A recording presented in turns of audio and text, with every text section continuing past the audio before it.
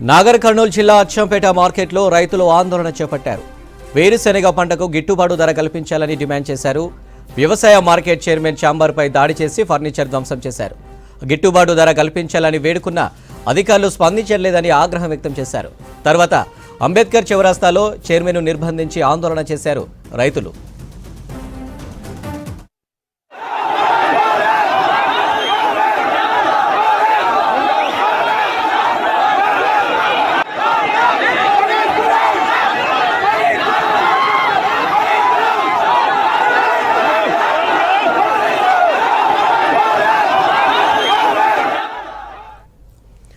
నాగర్ కర్నూలు జిల్లా అచ్చంపేట మార్కెట్లో రైతులు ఆందోళన చేపట్టారు.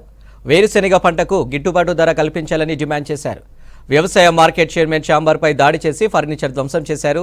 గిట్టుబాటు ధర కల్పించాలని వేడుకున్న అధికారులు స్పందించట్లేదని ఆగ్రహం వ్యక్తం చేశారు. తర్వాత అంబేద్కర్ చౌరస్తాలో చైర్మన్ను నిర్బంధించి ఆందోళన చేశారు రైతులు.